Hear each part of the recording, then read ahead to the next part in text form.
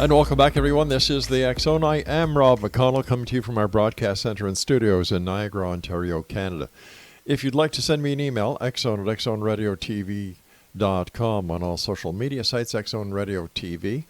For all the programming on the X Zone Broadcast Network, xzbn.net, and for the X Zone TV channel on SimulTV, go to simultv.com, and in the search engine, type in X Zone, and all the programming information is there.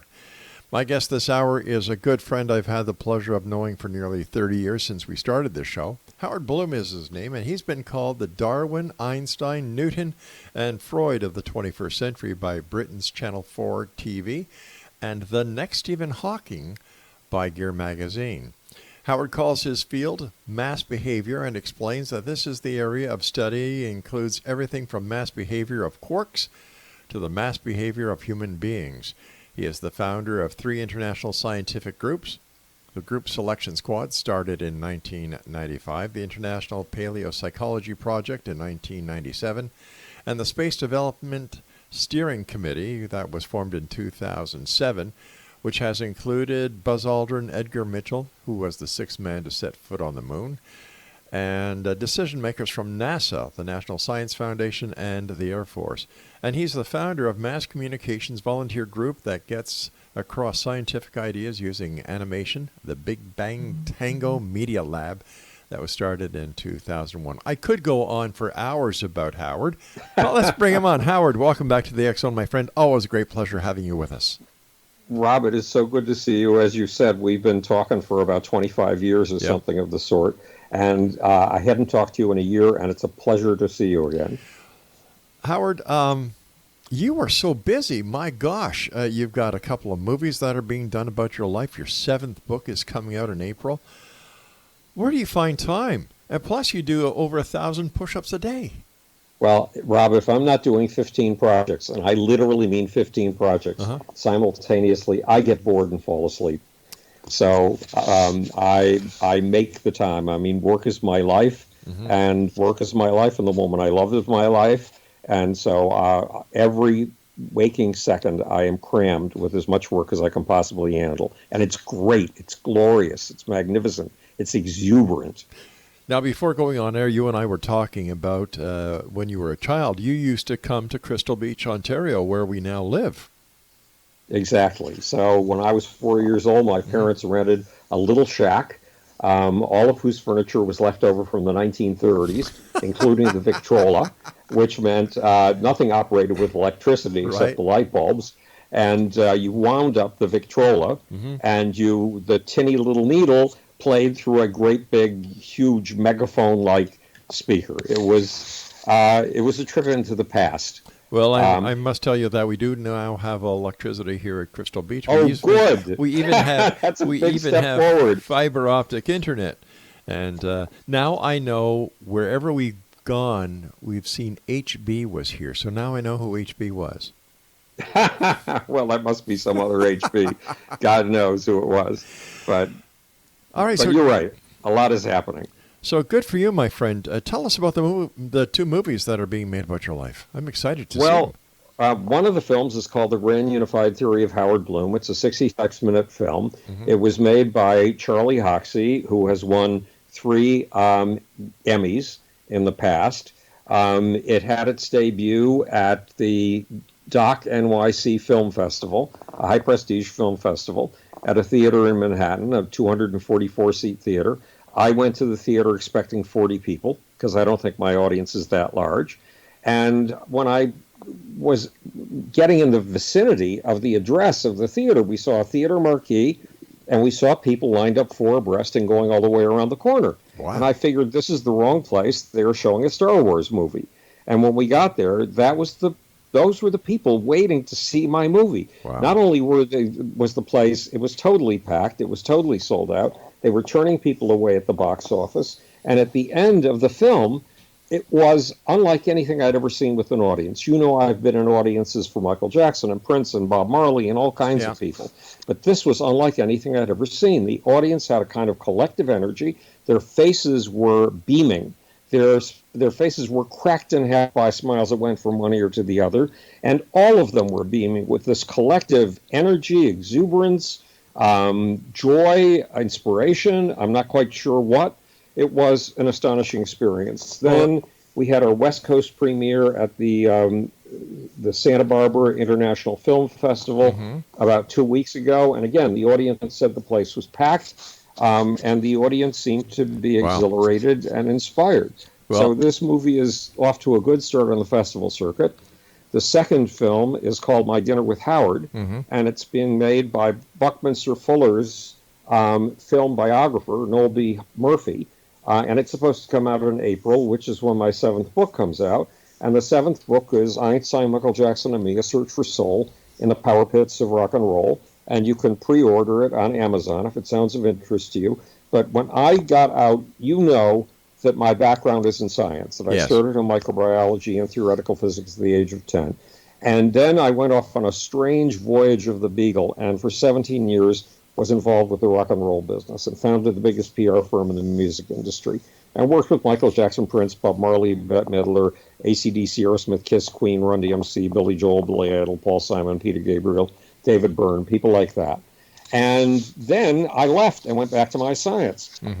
Now, if you've been, I hate to use this word, but if you've been a legend in the music business, you have to work very hard to reestablish your scientific credentials. So I focused on that, and I've now been published or have given lectures at scholarly conferences in 12 different scientific fields. So now I finally felt free to write my music business memoir. And that's what Einstein, Michael Jackson, and Me, A Search for Soul in the Power Pits of Rock and Roll is.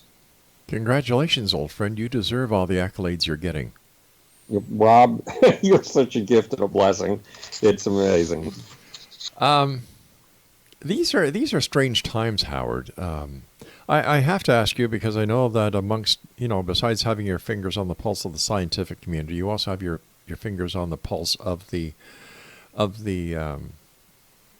political scene. And what is your take on what's going on with the New Hampshire primary and what's going on with the, with the Democratic Party in general?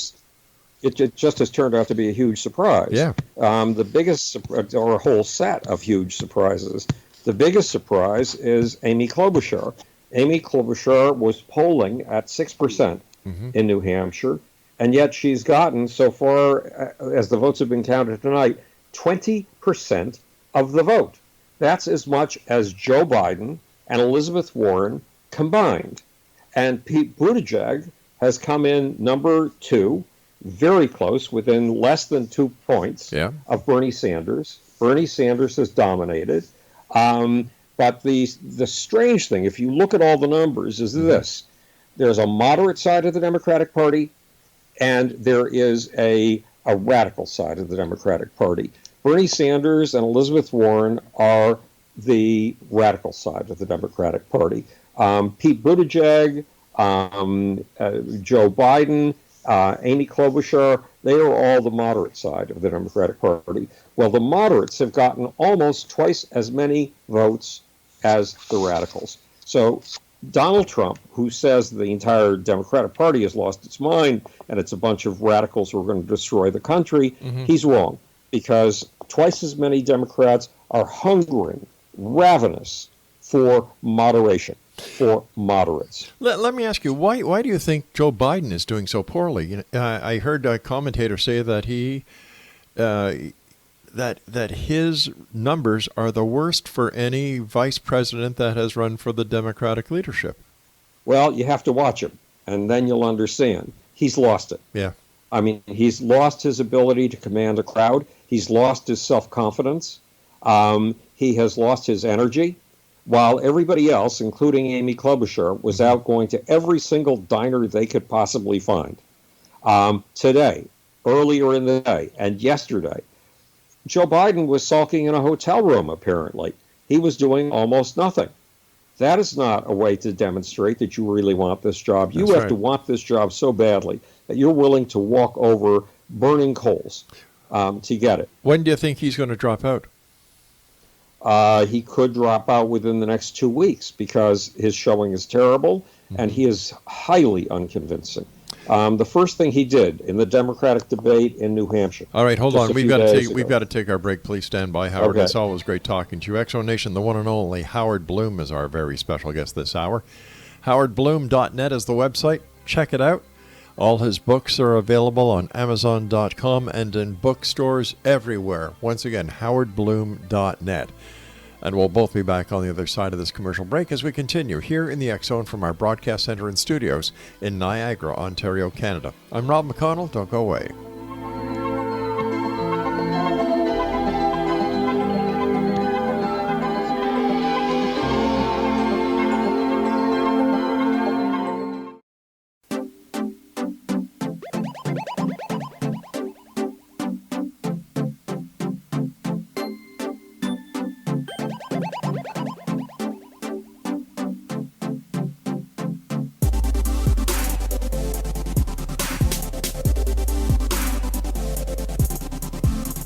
Howard Bloom is my guest, www.howardbloom.net. And I'm sorry I cut you off there, Howard. Well, you know, the breaks are hard. But let's get back to what's happening within the political arena. Do you think that, you know, Biden, I did watch him and I couldn't understand what he was doing there. Was this an attempt by the Democrats to bring in some of the old guard? It's an attempt to ride on the coattails of Barack Obama. Barack Obama is still regarded in polls as one of the most highly rated presidents in American history. Right. And Donald Trump must be sending Donald Trump spinning in his Lincoln bedroom. But if you saw the New Hampshire debate, which was a week ago. No, I didn't. Well, the reporters, one of the first people they ask a question of is Joe Biden. And instead of answering the question, Joe Biden gives a rambling, low-energy apology out of nowhere. Now, it's not that he says, I apologize for this and I apologize for that.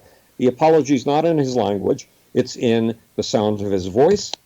It's in his physical demeanor. It's in his body language. And it has nothing to do with the question.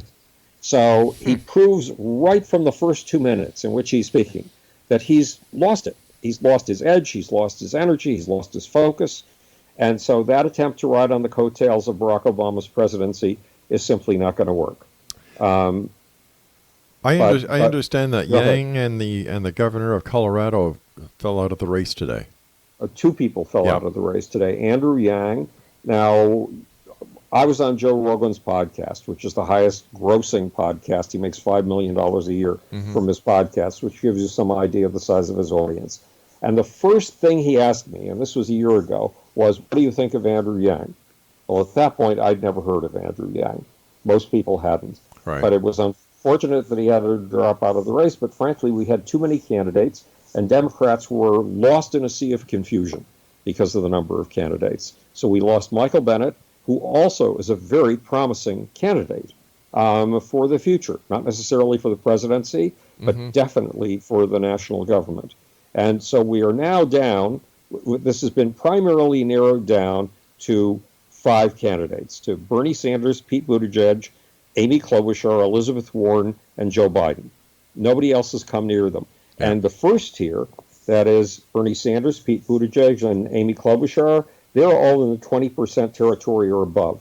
Elizabeth Warren and Joe Biden are in the less than 10% category. Amy Klobuchar, who was almost a nobody 3 days ago, had got more votes than Elizabeth Warren and Joe Biden combined. Wow. And again, the most important message of this is that Democrats hunger for moderation.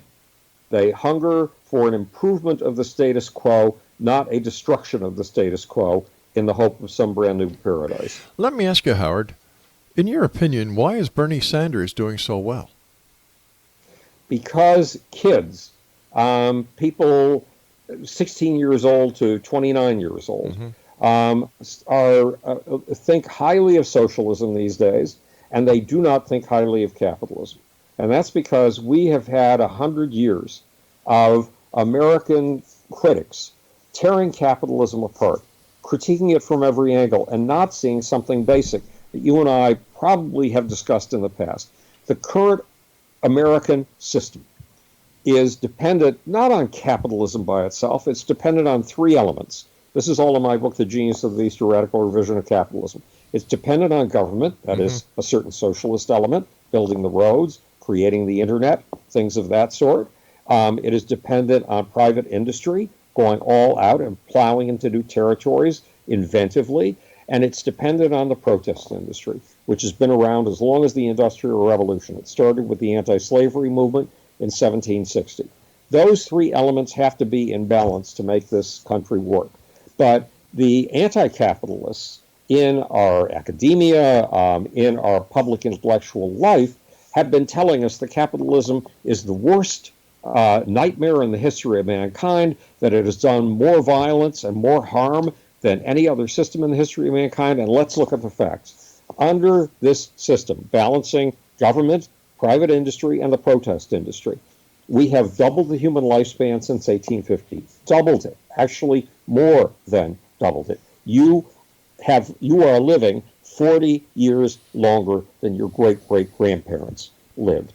We have increased the salary of the poorest paid worker to the point where the poorest paid worker today earns what an entire tenement full of the poorest paid workers earned in 1850.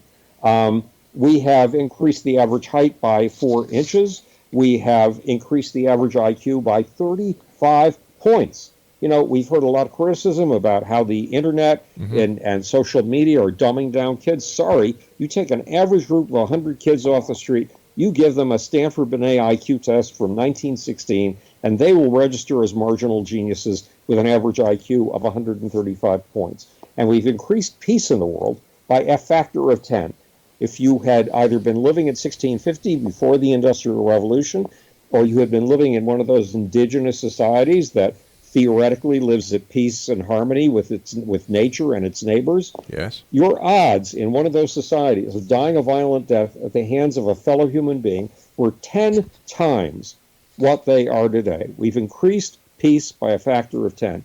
All of that is because of the Western system and that balance between what you could call socialism, what you could call capitalism, and the protest industry. By the way, we just got news from the word from the newsroom that Bernie Sanders has been declared the winner for tonight. Well, it's at this point he's got 26% of the vote. His nearest competitor is Pete Buttigieg, who has 1.6% less, 24.4% of the vote. Amy Klobuchar is hanging in at 19.8%, and Elizabeth Warren and Joe Biden are still combined. Do you think that Warren's going to make it to the end? She has persistence. Yes, she does. She has fight. She is quick on her tongue. She is really quick on her tongue. And she is quick on her wits. So I think she's going to hang in. I think you know that in life you experience a drubbing periodically. You're beaten down and you have to get back up again. Yep. 9 times down, 10 times up is the Japanese saying.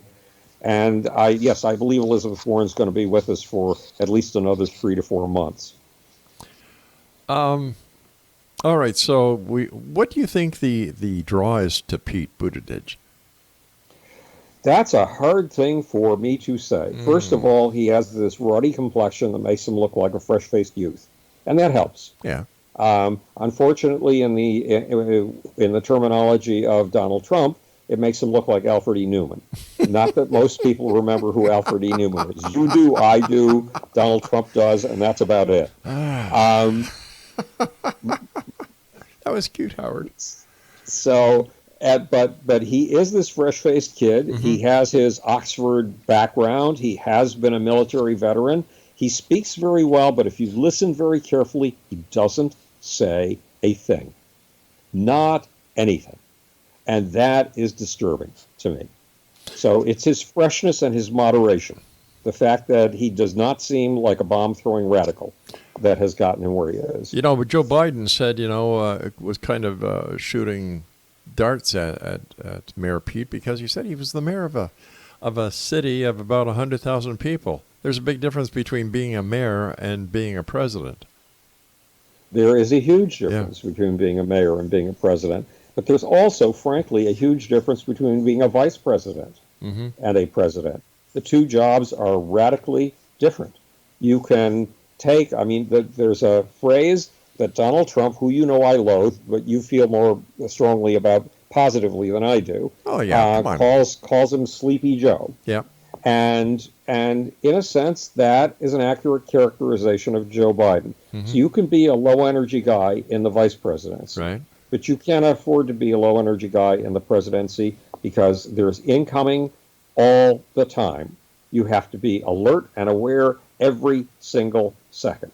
So Joe Biden is no more qualified than Pete Buttigieg, and it all has to do with something else. Remember that Barack Obama had no experience. He'd been a state senator. You can also sleepwalk through the job of a state senator, but he was smart. And Yes, he was. came from Harvard, so he had access to a lot of very bright people. And he knew how to rely on very bright people. No two ways about it. Barack Obama was a very smart man, or still is a very smart man. Yeah. But he certainly was a very smart and good president. No two ways about that, my friend. But I want to tell you something very strange. Okay. When Donald Trump gave his State of the Union speech, you know I just loathe and despise him for his utter dishonesty, telling 12 lies a day, when my basic principles of life are the truth at any price, including the price of your life, and look at things that are under your nose. All right, what we're going to do here, Howard. So Howard. I've got to take my break, my friend. Okay. When we come back, let's talk about how much you loathe. State of the Union speech. Okay, because I want to tell you something positive about Donald Trump. Oh, my dear heart. We'll be right back. Howard, always great talking to you, buddy. Exo Nation, the one and only Howard Bloom is my guest this hour. www.howardbloom.net. And when we come back, something positive being said about President Trump by Howard Bloom. I can't wait. I really can't. This is the X Zone. I am Rob McConnell. We're coming to you from our broadcast center and studios in Niagara, Ontario, Canada. Howard and I return after this message. Don't go away.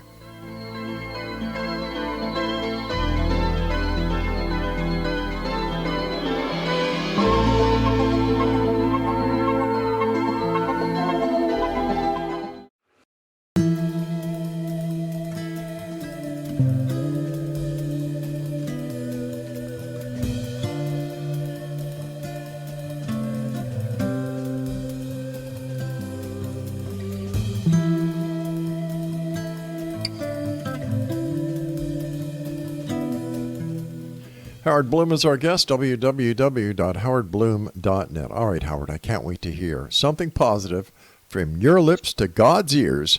Yes. About the State of the Union, President Trump. Donald Trump and his State of the Union. First of all, he showed remarkable restraint. You know that was what was boiling in his mind when he gave that State of the Union speech was the impeachment and how it was a hoax and a scam. But he kept his mouth shut about that, and he stuck to reading off the teleprompter. But the surprise came at the end of the speech. The end of the speech was his Reagan Morning in America moment. And he said that America is a great country, that America has made great contributions to the world, and that its greatest contributions are ahead of it. Now, that is something that needs to be said, because we were talking a few minutes ago about why kids, people 18 to 29, are voting for Bernie Sanders. Yes. They're voting for Bernie Sanders because they've been fed this negative view of America and the contribution of American civilization, which is the most violent civilization they are being told in the history of mankind, which is absolutely not true. And Donald Trump gave an alternative message, a positive message, a hopeful message. And that is a message that we in the intellectual elite, of which I'm a sort of fringe member, that's a message we need to understand. We need to start preaching it to kids so they don't think it's the end of the world, and they realize that we have built things over the course of the last 220 years, important things, and that unless the next generation stands on the shoulders of those things and builds even higher, then we will be doomed. We'll be doomed because people have been poisoned by negativity. What do you think about the new Space Force? The new Space Force is a necessary idea because Russia's already got one. China's already got one. China has its missile force. and its missile force has a bunch of missiles that are aimed at the sky specifically to take down America's satellites in case of war. And without America's satellites, our military is blind. And so are you and I. We wouldn't have GPS. We wouldn't have all of the services that we get on our cell phones. Right. And the Chinese, so we're late in this game of a Space Force. Now, unfortunately, the man who wants to put a Space Force in operation is practically deaf, dumb, and blind. His name is Donald Trump. He cannot find the truth. If you dangle it, if you put it on a bandage around his eyes, he couldn't find it. So tell me, what do you really think about the president? Well, I hate to, I'd rather reserve my opinion and be neutral. No, I'm not. Howard, I love you, my friend. I love you. You know that. Speaking about Space Force, I can understand the significance of it, and I agree it is a little too late, but better late than never. The gun footage camera of the Nimitz event, what they call a Tic Tac. What's your opinion of what that was? What is that? What is it? Tell me about it. All right, this is something that let me see, a couple of years ago, the U.S. Navy was doing an exercise with the Nimitz battle group off the coast of California, right. And the radar picked up something strange. Sent 2 jet interceptors up there. By the way, they weren't armed. They only had gun film cameras. Right. And what they claimed they saw was something that was a shape of a Tic Tac that maneuvered and did aeronautic maneuvers that could not be of this world, or that the technology did not exist. Now, my take on it was experimental aircraft. And yet you've got the UFO community and of course others within the media that are saying it's a cover-up, that the extraterrestrials are real, the aliens are here. The New York Times did a big expose on it. The video footage was all over the news. And why does everything have to be extraterrestrial when people can't understand what they're seeing? I know for a fact that... Well, that's a good question. There's a lot of things out there that have been developed and are kept secret because of national security. So what's your take? Yep. Well, there is a real conspiracy in this area, and we should be paying serious attention to it. And it goes back to the Space Force and space. Mm-hmm. America has not been able to get an American into space on an American vehicle since 2011 when we retired the space shuttle. That's outrageous. We're the country that led the world in space. You know how we get our astronauts up to the International Space Station? We send them on Soyuz rockets, and we pay $83 million a seat for that privilege. And the problem is that there is something I call the SMIC, the Space Military Industrial Complex. It's primarily 3 companies, Boeing, Northrop Grumman, and Lockheed Martin. And there are a bunch of other little satellite companies, Rocketdyne and a bunch of companies like that. They have a boondoggle. It's called the space community as the Senate launch system, because it was actually designed by Senator Richard Shelby. It was not designed by a rocket scientist. We have wasted $3 billion a year on this bogus rocket, this Franken rocket, for the last 10 years. And the result is nothing. The rocket has never flown. Meanwhile, Elon Musk started, when I first met him in 2000. By now, he's had 70 rockets that have landed on Earth. No NASA rocket can do, and the Space Launch System will not be able to do. The Space Launch System is a siphon. It is carrying money from the government treasury to the bottom line of primarily Boeing at this point. And Boeing and Lockheed Martin and Northrop Grumman are what Buzz Aldrin, in his conversations with me, calls the Darth Vaders of space. They are forcing us to create this non-existent rocket, this Franken rocket, when they could be spending a fraction of that money for the if the SLS, the Space Launch System, Right. ever gets off the ground, it will cost $2 billion to launch. For that money, you can buy 22 launches of the Falcon Heavy rocket from Elon Musk. So why and don't with those 22 launches, you can have a complete moon program that builds a village on the moon and a complete Mars program that builds a village on Mars. So why don't they, Howard? Yeah. Why don't they? Because the Space Military Industrial Complex, the SMIC, has a stranglehold on the American government. It has a stranglehold on the military, and it has places plants for any of its projects in 50 states, so that if it's ever threatened, it can go to the senators and congressmen in those states and say, this problem that we're up against is threatening jobs in your state. And they can get universal approval. It is a scam. It is a con. It is a genuine conspiracy. And the Chinese are steadily advancing in their space program. They have landed landers on the moon that have basically made claims to territory the way that the Chinese have laid claims to territory in the South China Sea and now own the South China Sea after a series of these claims. The Chinese have plans to own solar power harvested in space and sent to Earth, which can reduce greenhouse gas emissions by 45% and eliminate all fossil fuel use for energy production. They will own that industry, according to their plan, in 2035. They will colonize the moon, they will colonize the solar system, and they are talking about colonizing the entire universe. Wow. And we are shooting ourselves in the foot and destroying our own space program because of the SMIC. Well, the SMIC has to be stopped. I'm sorry. This cannot continue. How do you stop it, my friend? Well, I wrote an article about this for Quartz Magazine. I'm now a Quartz Magazine pro, contributor, basically.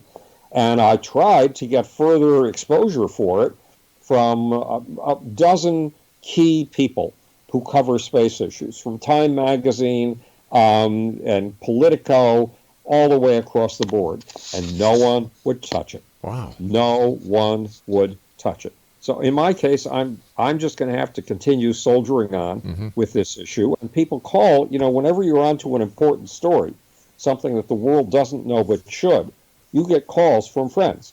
And they tell you, you've got to stop doing this. You've got to stop promoting this story. You can get killed. Well, when somebody tells you, Rob, you can get killed for promoting a story, that means you have to promote that story. Because nobody else is going to have the guts to do it. Well, that's one thing about you, my friend. You are one of the most gutsiest persons that I have ever met. Well, Rob, that's a huge compliment. I deeply appreciate it. All right, Howard, you and I are going to have to take our final break for this hour. When we come back, Howard, I'd like to talk to you, speaking about China, about the coronavirus. Is this... Aha! Yes. I have my suspicions that there's more to this virus than meets the microscopic eye. Howard, a lot of people agree with you. Howard Bloom is my very special guest, Exo Nation, for all of Howard's great books that he's written over the years, including The Lucifer Principle, a scientific expedition into the forces of history. Let me see, Global Brain, the evolution of mass mind from the Big Bang to the 21st century. The Genius of the Beast, a radical revision of capitalism. The God Problem, How Godless Cosmos Creates, and many more. Visit his website at www.howardbloom.net. And like I said, we'll both be back on the other side of this break as we wrap up this hour here in the X Zone from our broadcast center and studios in Niagara, Ontario, Canada. I'm Rob McConnell. Don't go away.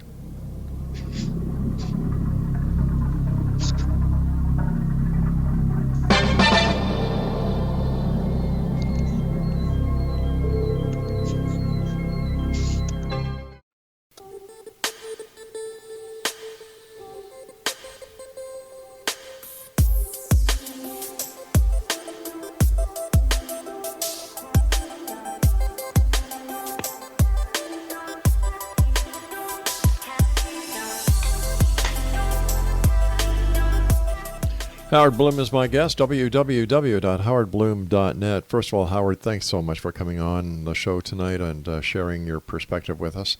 And congratulations on the 2 films and the new book that is coming out. And let's name that book again. It's Einstein, Michael Jackson, and Me, A Search for Soul in the Power Pits of Rock and Roll, available for pre-order on Amazon.com. And Howard has a new fitness video coming out entitled "How to Do Over 1,000 Push-Ups a Day." All right, Howard, Yes, let's talk. Speaking about the Chinese, the coronavirus. Okay, here's the deal. Here's the deal. People think that yesterday I got a question saying, who did it? Who created the coronavirus and sent it out into the public? Mm-hmm. Was it the CIA or the Chinese? Well, the other popular conspiracy theory, it's the Jews. And as a Jew, I can tell you, we didn't do it. Well, wait a second. Well, the Jews? Who? What? That's out there? That's another popular one I ran across a few days ago. Really? Yes, it's out there. So, but the deal is this, and you can read about this in my second book, Global Brain, The Evolution of Mass Mind from the Big Bang to the 21st Century, because it goes in depth into one of the biggest battles of wits that this planet has ever seen. And that is a battle of wits between microbes and human beings. Microbes, like humans, do research and development. Microbes, like humans are bizarrely, astonishingly inventive, and microbes, like humans, once they have established an invention, are able to pass that invention around and upgrade the whole microbial world with their inventions. Periodically, coming out of China in particular, we have viruses that begin in animals. What they do is, remember the avian flu? Yes. Or the many avian flus, actually. Well, they're called avian flus because they're migratory birds, waterfowl, ducks and geese, that travel thousands of miles, 6,000 to 8,000 miles every year. And viruses use them as airliners. And the viruses travel in their guts. When the birds land in a pond, it's a pond of a farmer. And Chinese farming is extremely intensive. The farmer uses everything, even the old used sandals he uses to fertilize his gardens. And so the birds defecate in the pond, right, and depositing some of the viruses, thousands of miles from where the viruses got their start. The farmer periodically dredges the bottom of the pond and feeds what he gets out of the pond to his pigs and his dogs. Some viruses are able to jump via the pond and via the scum on the bottom of the pond from the waterfowl into pigs. Pigs are very similar to human beings. If you're a virus, once you've got the knack of making it in a pig, of infecting a pig, you can adapt to humans fairly easily. So all of these animal-based viruses get started in China. We think that the new coronavirus came from bats, but never underestimate the inventive powers of viruses. Viruses are much better at conspiring and coming up with plots against humans than humans are, believe it or not. So I have no suspicion whatsoever that any human was responsible for this virus, because this virus is much too clever for human beings to have conceived. But there's another very important fact about this virus.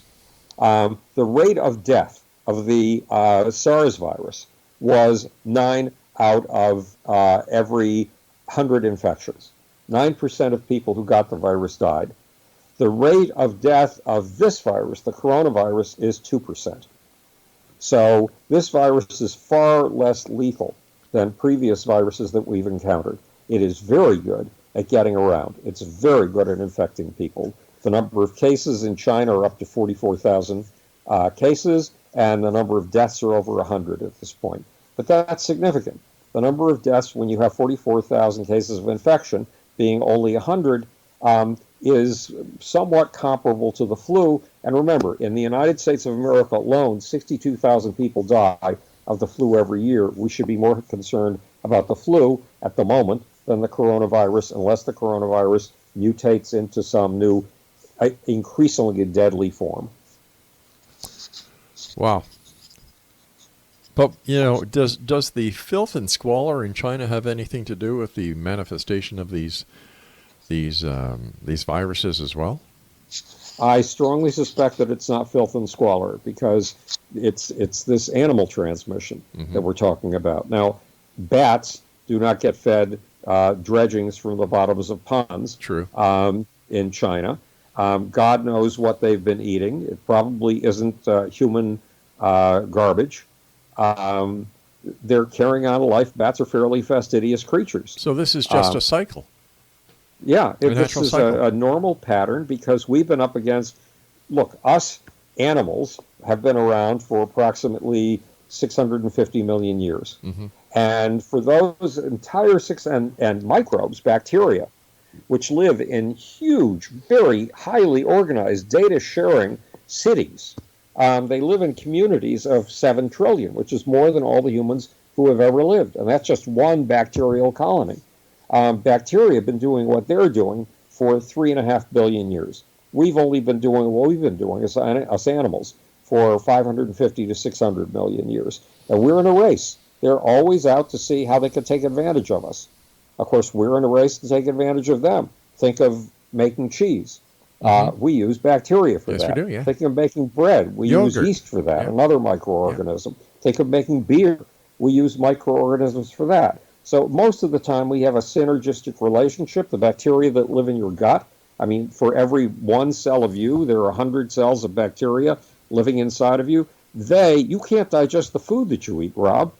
These bacteria digest it for you. Right. And then they excrete what they can't use. And guess what they can't use is sugar, which is glucose, which is the ultimate fuel for the human body. So without our bacteria, we wouldn't be alive today. There are good bacteria and bad bacteria, just like there are good politicians and bad politicians. And I'll leave you to guess who I think are the good politicians and who I think are the bad politicians right now. No, I won't go there. So what's next for you, Howard? You've got the 2 movies. You've got the new book. Well, basically, these are the things I have to concentrate on for the next 3 to 4 months. Mm-hmm. And then there are 2 other books that I would like to write. One is called Everything You Know About Nature is Wrong, The Case of the Sexual Cosmos. And it's a totally different vision of nature than the one that's being fed to school kids, making them think that the world is about to end at any minute. And the other book is The Grand Unified Theory of Everything in the Universe, including sex, violence, and the human soul.